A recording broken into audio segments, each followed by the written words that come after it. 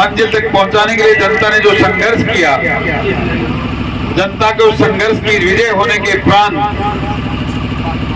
आज इस जनता के धन्यवाद के लिए, काम करने वालों के धन्यवाद के लिए और इस संघर्ष समिति के धन्यवाद के लिए ये धन्यवाद सभा आज ढोलाखेड़ा से शुरू होकर आपके ग्राम पंचायत पौसाना में पहुंची है।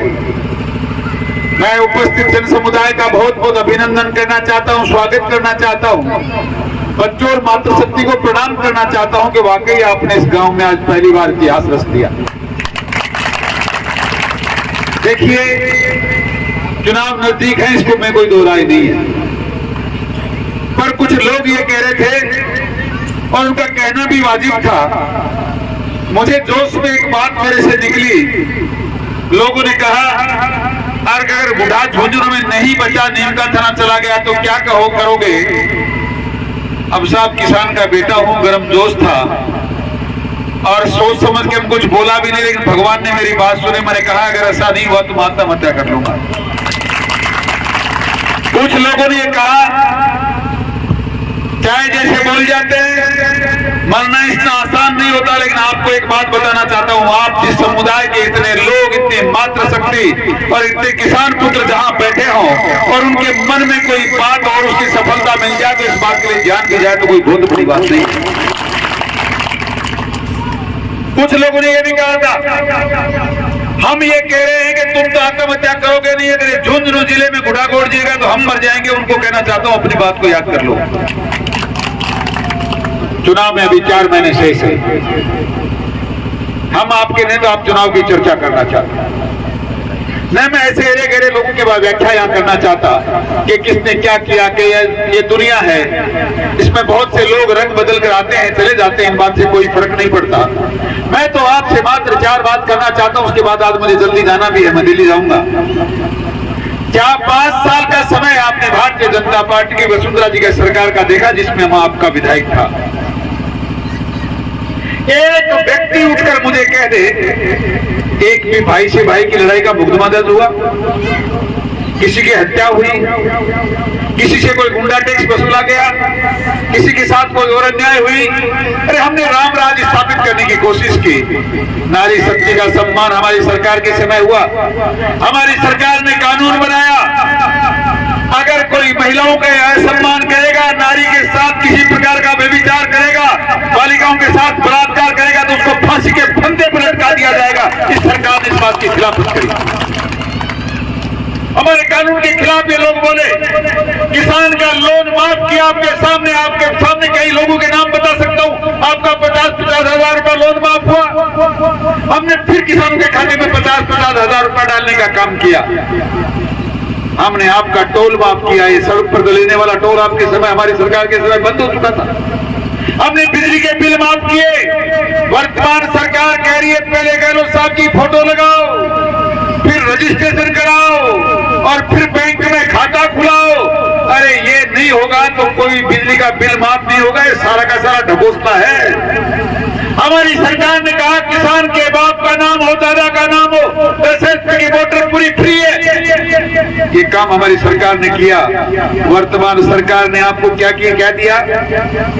राजस्थान की राजधानी में कांग्रेस की सरकार के सबसे बड़े मुखिया ने हाथ उठाकर कहा, हे राजस्थान के किसानों, 1, 2, 3, 4, 8, 9, 10 दिन में संपूर्ण कर्जा किसान का माफ कर दूंगा। देवी और सज्जनों, आपसे जानना चाहता हूं, आपका 4.5 साल में किसी का 1 नया पैसा कर्जा माफ हुआ? नहीं हुआ। किसी बेरोजगार को बेरोजगारी भत्ता मिला 3,500 रुपया, कोई नौकरी मिली? फिर सरकार बनती किस बात के लिए? फिर आपने विधायक चुना किस बात के लिए? आपके साथ 5 साल 4.5 साल पहले बहुत बड़ा धोखा हुआ था कि हम लोन माफ कर देंगे, हम बेरोजगार नौजवानों को रोजगार देंगे, नहीं तो उनको भत्ता देंगे। ये सारे के सारे धोखा देने वाले बहुरूपी आपके सामने फिर आने वाले हैं कि आपको सावचेत करने आया हूं, आपकी ताकत का एहसास कराने आया हूं और आपको मात्र इतना बताने आए हैं हम लोग कि आपकी इतनी बड़ी ताकत है, आपकी ताकत ने पूरी सरकार को हिला दिया, झुका दिया और आपके बुढ़ा को झुंझुनू में रखा दिया। ये आपकी ताकत है। इस ताकत को अगर संभाल कर रखोगे तो मेरी माताओं, बहनों और बच्चों, मेरे बुजुर्गों, नौजवान साथियों, अगर इस ताकत को संभाल कर रखोगे, 4 महीने बाद सही सलामत इस्तेमाल करोगे तो वही राम राज वाली सरकार बनेगी। और वो सरकार बनेगी जो कभी भगवान राम का मंदिर बनाएगी, आपके लोन माफ करेगी, आपका इतिहास रचेगी। इस सनातन संस्कृति को जिंदा रखने के लिए कभी 370 की धारा आपने हटाई, कभी 35A हटाई। हमने हिंदुत्व को जिंदा रखने का काम किया है और मरते दम तक आपका मान और सम्मान बचा के रखेंगे। आपसे वादा करना चाहता हूं। हम लोग मुंह से कुछ बोल भी जाते हैं तो भगवान उसको सुनता है। भगवान नहीं सुनता होता तो आपका ये भाई, आपका ये बच्चा आपके सामने भाषण नहीं दे रहा होता, कहीं राम को प्यारा हो जाता, क्योंकि मरना पड़ता। अगर बुढ़ा झुंझुनू में नहीं जाता तो मरना पड़ता। इसलिए वो भगवान हमारी सुनता है। हम भगवान के अनुयायी हैं, भगवान राम को मानने वाले हैं। हम माता सीता की उपमा दुष्टों से नहीं करते। ऐसे ये दरिंदे कारिंदे जो कहते हैं माता सीता के लिए के रूप पर न्यौछावर होकर राम और रावण के पीछे पीछे भागते थे, ईश्वर करे ऐसी जुबान पे ताला लग जाए, दोबारा कभी जनता को इसे सब सुनने नहीं पड़े।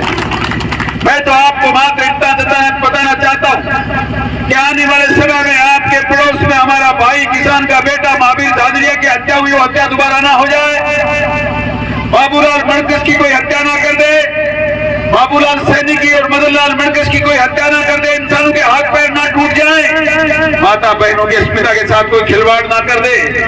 आपके सामने नारी शक्ति का स्वरूप हमारी प्रधान के साथ क्या हुआ ये आप लोगों ने अच्छी तरह देखा है।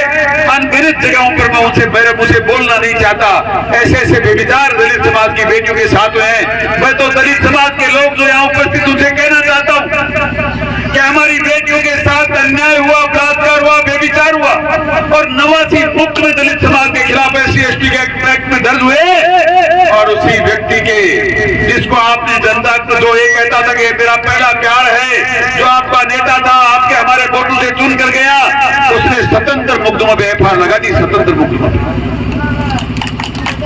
CI उनकी जाति का, DSP उनकी जाति का, एडिशनल SP उनकी जाति का, तहसीलदार उनकी जाति का, DSP उनकी जाति का। किससे न्याय प्राप्त करना चाहते हो? अगर दलित समाज का अपना पहला प्यार था तो कम से कम 1-2 व्यक्ति लाके किसी स्थान पे बैठाता ताकि उनको सुनता।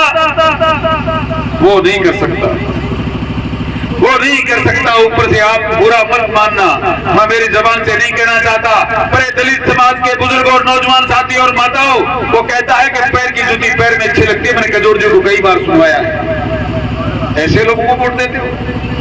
ऐसे लोग चुनकर हमारा विधायक बनेंगे? ऐसे लोग राजस्थान की राजधानी में जाकर उदयपुर का नेतृत्व करेंगे? इसलिए आपको आगाह करने आया हूँ, फैसला आपको करना है।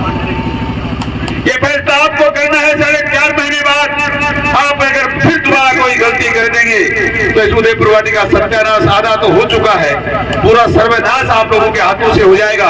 इसलिए देवी और सज्जनों, मेरी बात को याद रखना, मैं किसी के गाने नहीं आया, आपको आगाह करने आया हूँ, आपकी ताकत जगाने आया हूँ। आपने ये 2 महीने पहले जो ताकत नाचते गाते बुढ़ागोड़ जी के चौक में बहुत गिरद्वारा पे दिखाई थी, वो ताकत एक बार आने वाले समय पर एक बार 4 महीने के बाद इस बूथ पर नाचते गाते बटन दबाना, दुनिया की कोई ताकत आपको हरा नहीं सकती। सफलता एक चुनौती है, स्वीकार करो। कहाँ रहेगी कभी देखो, सोचो, सुधार करो। जब तक ना मिल जाए सफलता, नींद चैन को त्यागो तुम, संघर्षों का मैदान छोड़ मत भागो तुम। कुछ किए बिना तो जय जयकार नहीं होती, कोशिश करने वालों की कभी हार नहीं होती।